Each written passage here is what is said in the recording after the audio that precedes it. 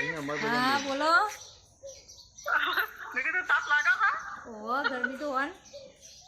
तड़को था। ओह। ओ। हाँ बरोबर तो मंदिर नहीं। ये नहीं लगता गर्मी।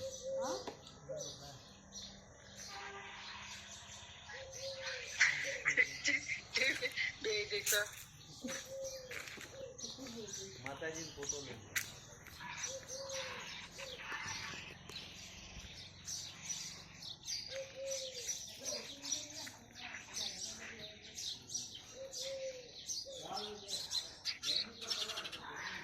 આ રામ મંદિર બનાવ્યું છે એમને. हाँ हाँ। આ નીચે આવાય પેલા એવા મૂકેલા છે, શું કહેવાય, પેલા પથ્થર મૂકેલા છે.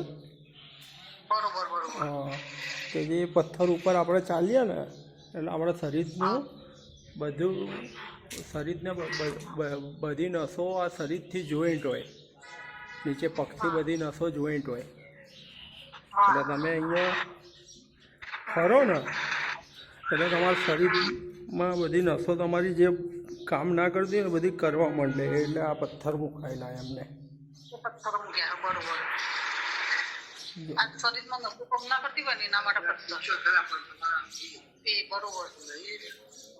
હું હા બરોબર છે. આ એના માટે સારું એમ.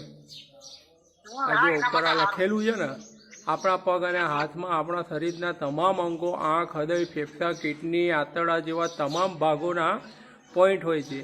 આ રામ ઝૂંપડી બનાવવાનો ઉદ્દેશ આમાં પથ્થરોની ગોઠવણી એવી રીતે કરવામાં આવેલ છે કે ચાલવાથી પોઈન્ટ દબાય, જે ભાગમાં દુખાવો થાય તેની આપણને તકલીફ છે એ ભાગ દબાવવાથી રોગ નાશ પામે છે.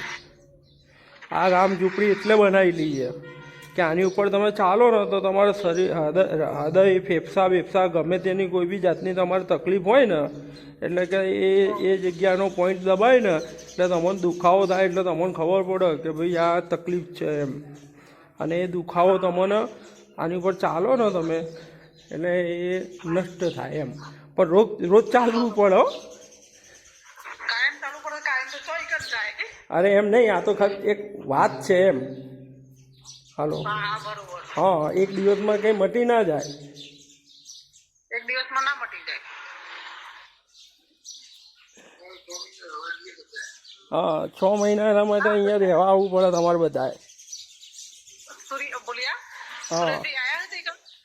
ના, સુરતભાઈ નહીં આવ્યા.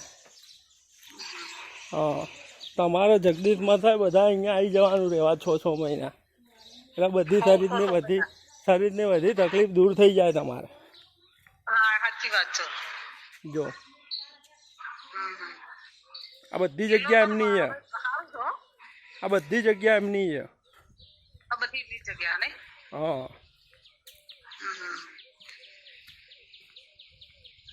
બોલા પૈસો ફાઇન્સ એટલે રાખો ને. હા જો એટલે મંદિરમાં એમણે 5 કરોડ રૂપિયા ખર્ચો કર્યો છે.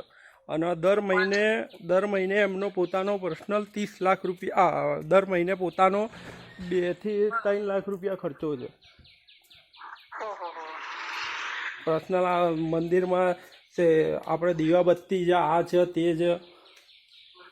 હા, એટલે 2 થી 3 લાખ રૂપિયા ખર્ચો છે કમ્પ્લીટ.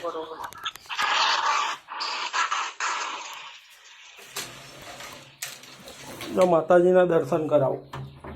હે મા મારી માફ કરજે, મારી પડખે રહેજે, સૌ સારાવાના કરજે મા મારી.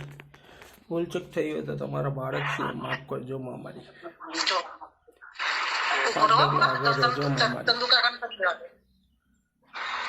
સારું કરજો માતાજી માં મારી માં.